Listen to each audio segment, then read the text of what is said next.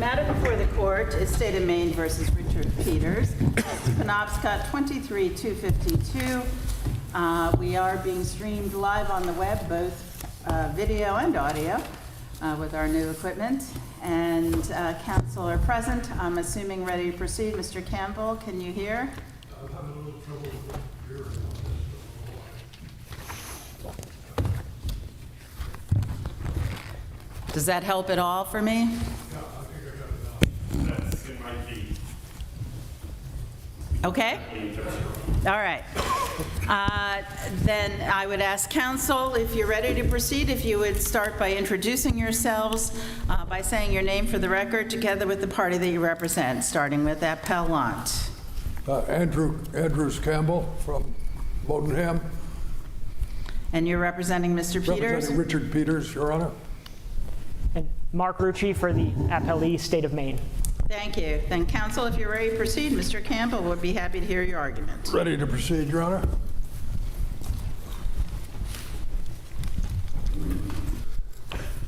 Your Honor, this is an appeal from two convictions.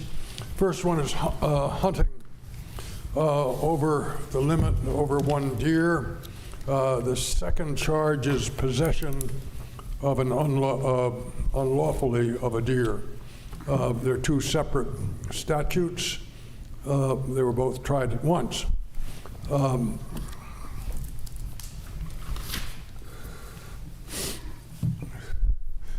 The second,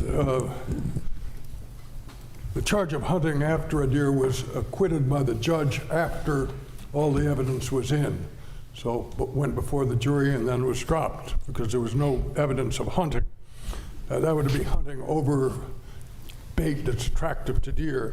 The second charge, possession of a deer by unlawful means, was generally charged, but there was never a specific charge after that made, but the evidence, what the state produced, evidence of violation of section 11-452, placing bait. So they used evidence of placing bait to get a conviction under the possession charge, but never charged that. It was brought out supposedly during a discussion of a bill of particulars orally at the beginning of trial, but it was never charged. I found later the case of Stanley, which is pretty clear that you have to have a charge to convict someone. You can't just rely on something else. The state, I presume, would argue that when the defendant made a oral bill of particulars request at the beginning of trial, at page 7, the state said, well, we're not going to use our earlier theory, which was a DNA comparison. That just wasn't brought up. But we are going to rely on the defendant taking deer by baiting. Well, taking includes the word hunting according to the definition. Counsel said at the end of the case, he had no idea that that meant they were changing and basically adding a charge of guilt of baiting deer rather than hunting. He used the word pivot. To him, it looked as if the state was moving from claiming unlawfulness by hunting to unlawfulness by what was charged, which was the later section of the statute, hunting from a stand. That was count 4 that was dismissed. So he thought, reasonably, based on the very quick exchange on page 7, that that was what he faced when it came to the jury. And it was very, I see the green light. I've already run to 3 minutes. Well, yes, it goes quickly. I think, here's my question. You said, you were talking about the charge. Count 3 of the complaint charges unlawful possession. In other words, that he did possess a wild animal that he does not possess by any lawful means in the state or other jurisdiction. Does that charge an offense? Well, certainly if charge count 4 is an offense, yes, it is a charge. Well, this is count 3. Well, excuse me, count 3 is, I believe that is an offense. Okay, so if that's an offense, do they have to specify in the complaint the manner in which the possession is unlawful? I think it would be It'd be nice. unconstitutionally vague without that. Well, they didn't. They But didn't. there was no complaint or no issue raised below, or I didn't even think there was an issue raised in your brief about whether the language of count 3 was legally sufficient. Well, they did have count 4, which was more or less incorporated in the state argument, which was hunting from a stand. I would say the language, it was not sufficient, it was not specific enough. And whether count 3 actually could have been a properly charged offense, I guess is a question. Okay, but count 4 is a separate charge, so I'm focusing on count 3. I understand that. And then because the reasons for being illegal seemed to change, since DNA tests didn't match things up, Mr. Hartley asked the state to specify before trial began, or at the beginning of trial, the grounds on which they were charging that it was illegal, correct? Yes, Your Honor. And they said, we have evidence to suggest that on November 13th, the defendant took a deer by using bait. And by doing so, he took it in an unlawful manner or possessed an animal not taken lawfully. There's nothing in there about hunting from a stand, only using bait.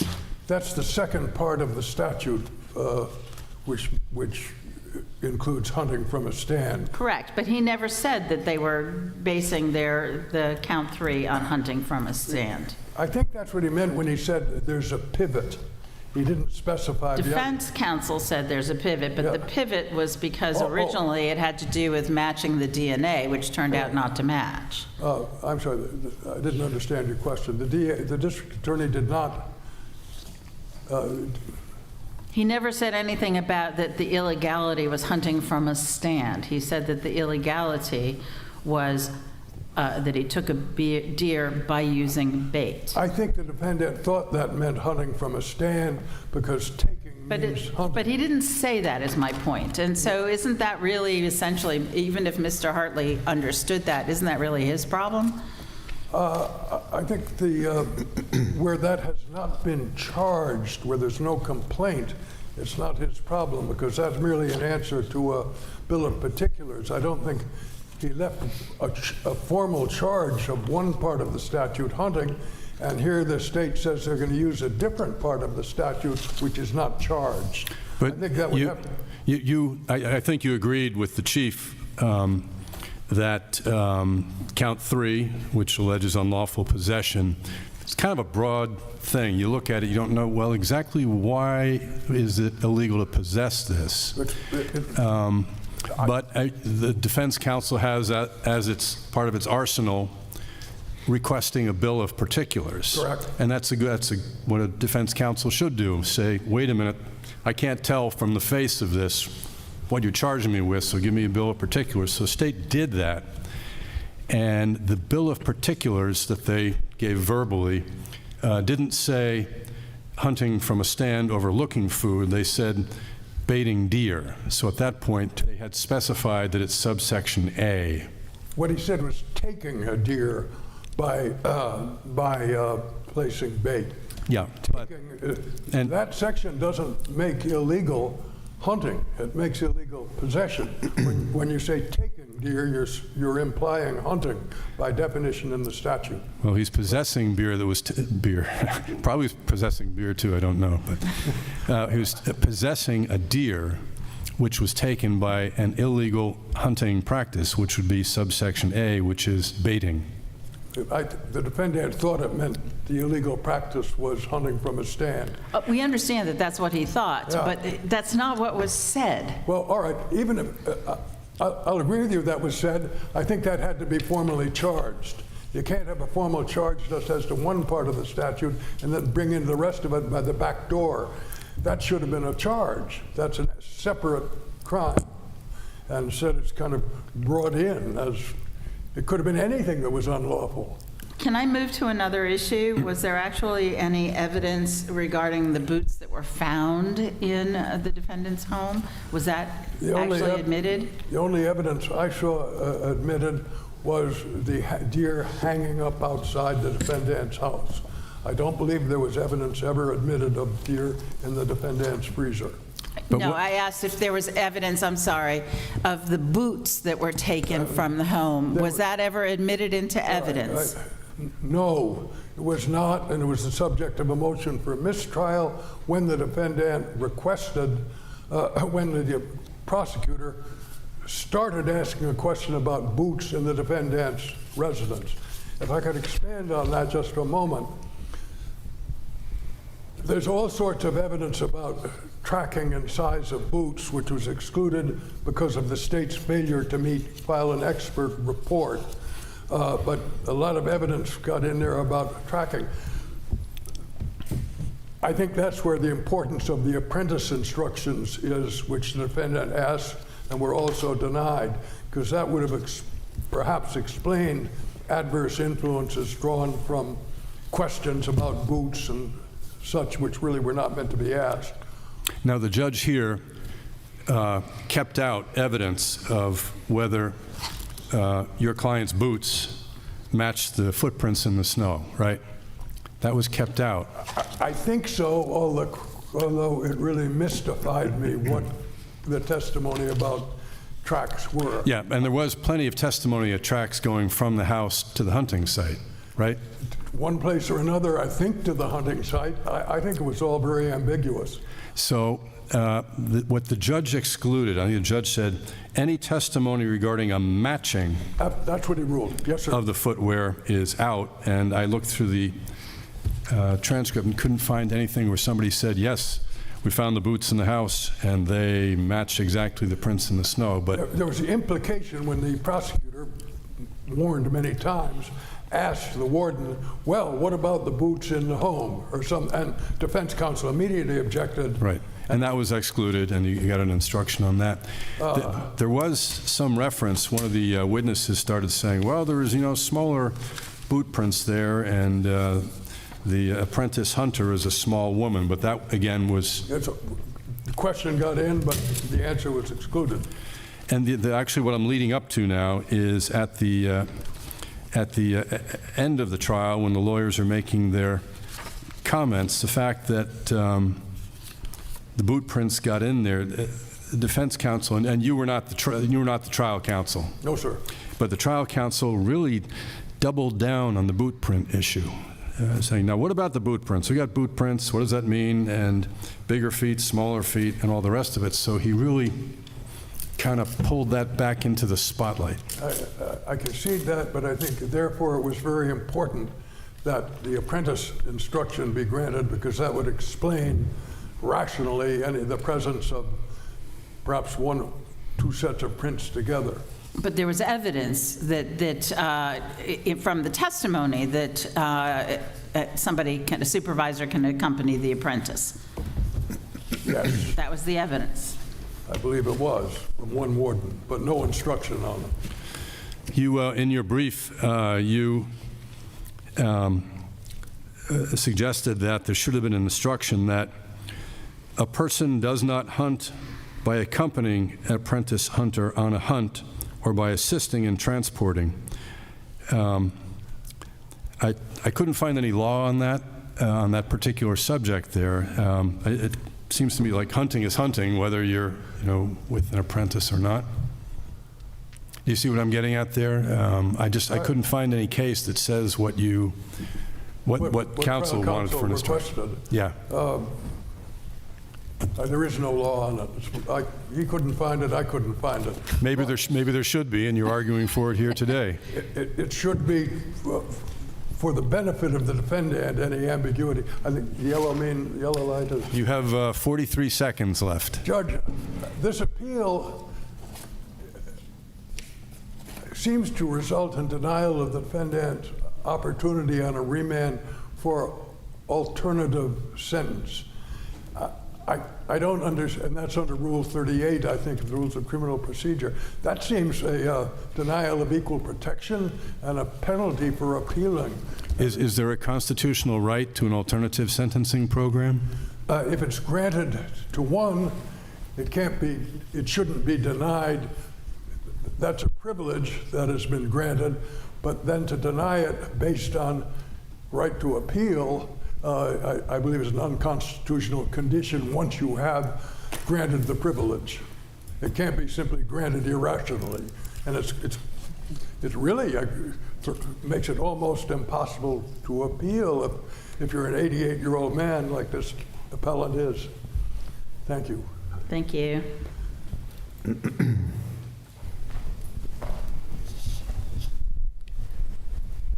Mr. Rucci? Madam Chief Justice, may it please the court, I would at this time just cede the floor for questioning. Can we pick up on that last point then? Yes. The rule seems to suggest, Rule 38D seems to suggest that it is a mandatory requirement.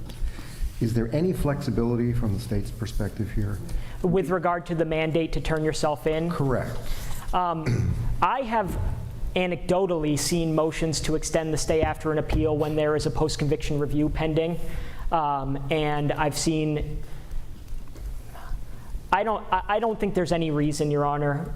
There may be under the law of which I am unaware, but I'm not sure that there's any reason why someone couldn't ask for a further stay of execution. And that was going to be my question. And when you talk about alternative sentencing, it's done by means of a stay of execution to appear at a certain time. So that's what it would require, is a request for further stay, whether or not it's granted, a request for further stay to the trial court. Yes, and I would think any other result would be sort of, Your Honor, contrary to what is often trying to be achieved with an alternative sentencing program, which, by the way, under statute is a jail sentence.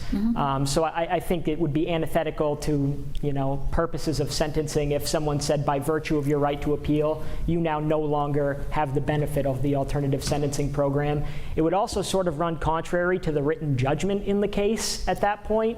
I understand that. Well, they amended the judgment, though. Yeah. Oh, that's right. That's right. Thank you, Your Honor. Sorry.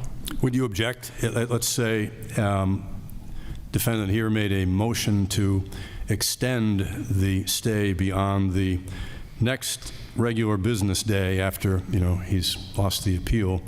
Filed a motion to extend that stay. Do you know whether the state would take a position on such a motion? Would you say, nope, the rule provides next business day once you lose your appeal?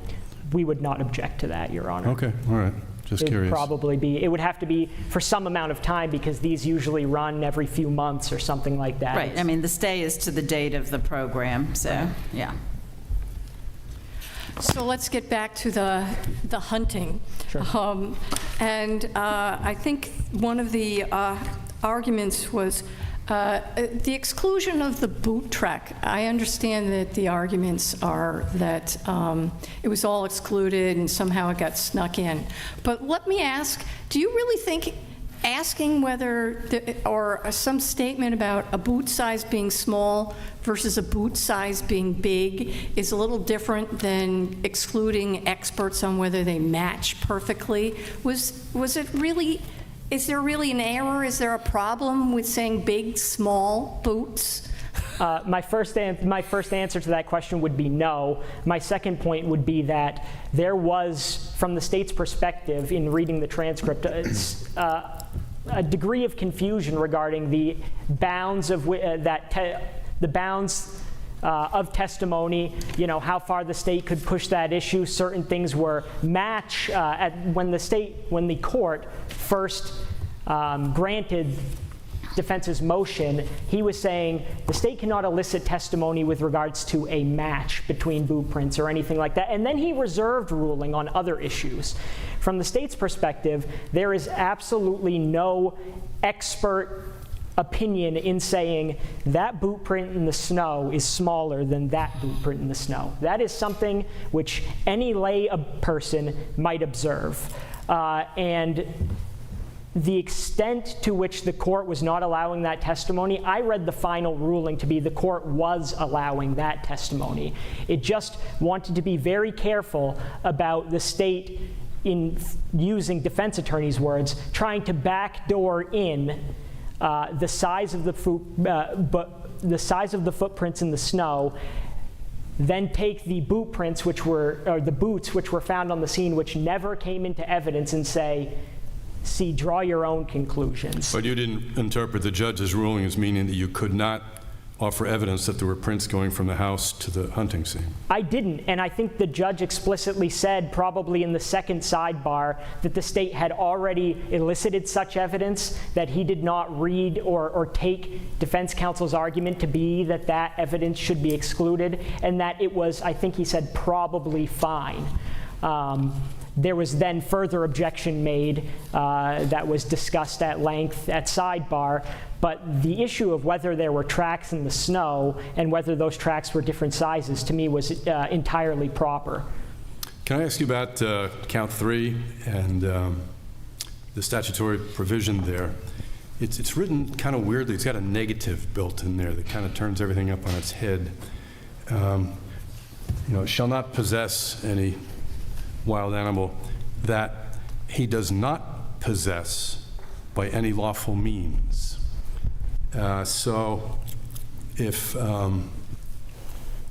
have a buddy who has some venison, he said, you want a couple steaks? I said, sure. It turns out that my buddy was night hunting when he killed the deer. Am I guilty of a violation of that statute?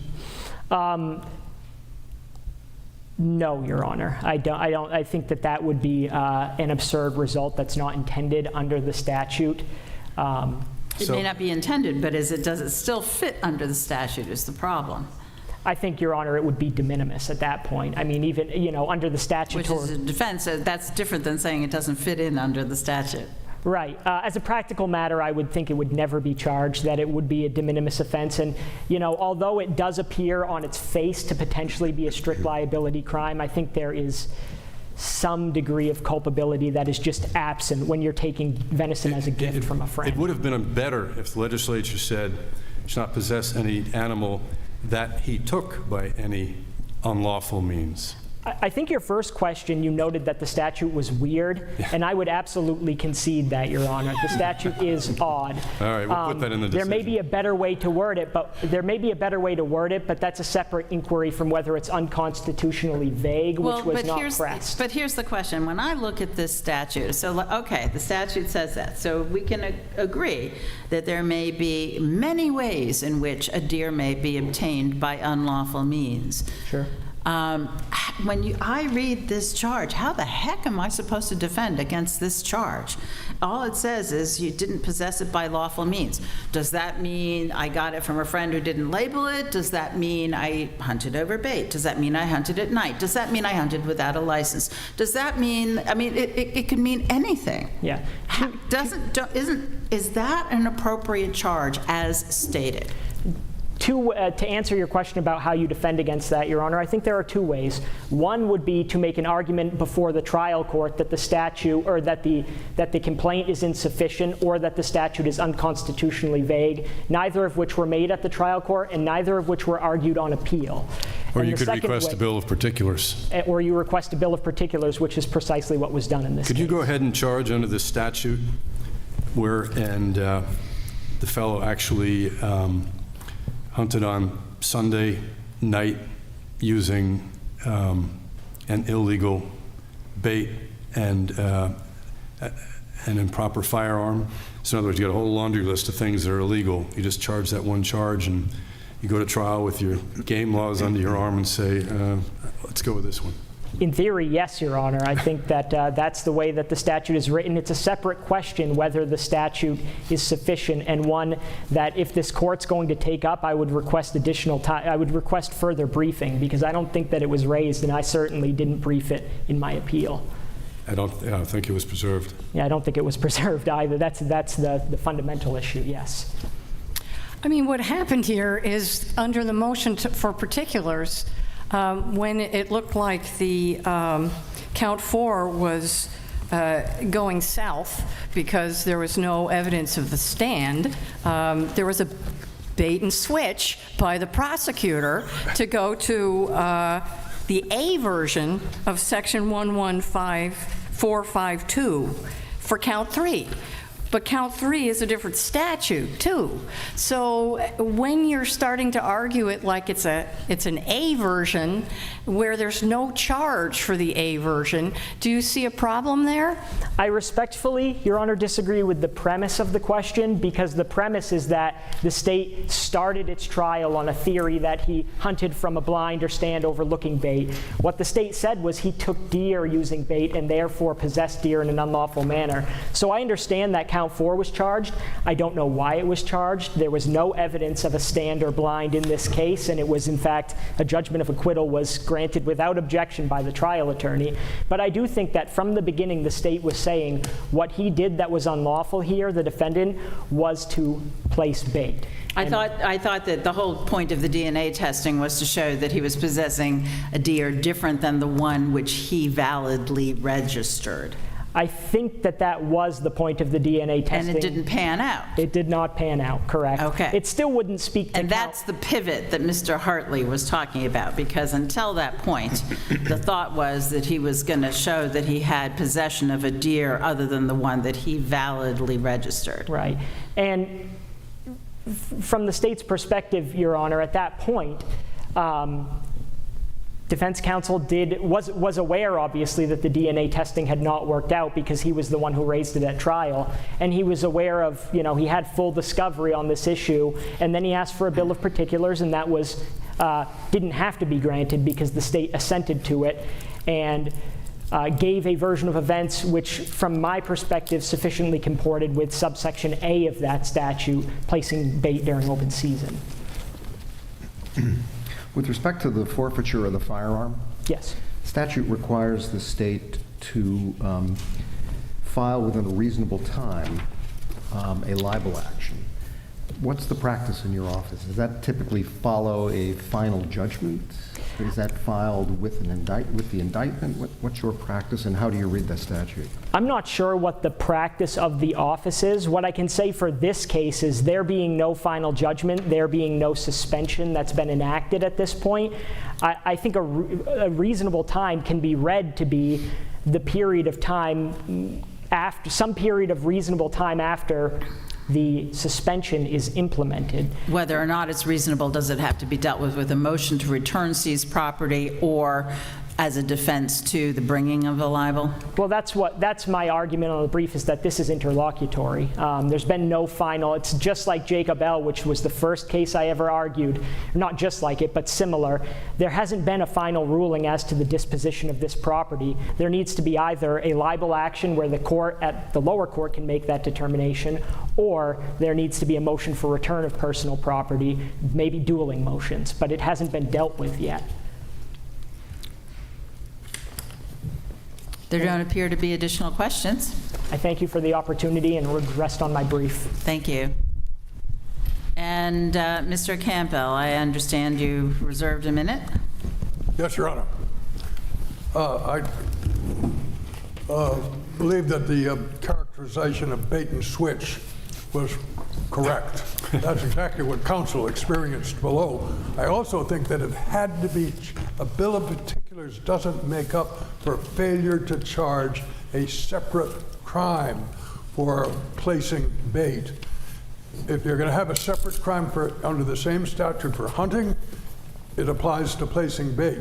I think under the Stanley case, it's clear he was tried for uncharged conduct. Respecting the libel,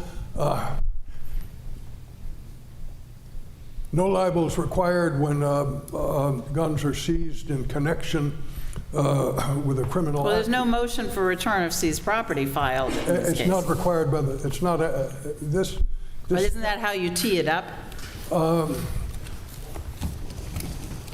it's one way, but I don't think I think the fact that you can have a libel merely for something being used in connection with a crime is overbroad and denies the right to keep arms. Thank you. Thank you. Thank you, counsel. As is our usual practice, we will be taking this matter under advisement and issue a written decision in due course. And with that, we'll be in recess for this matter. All rise.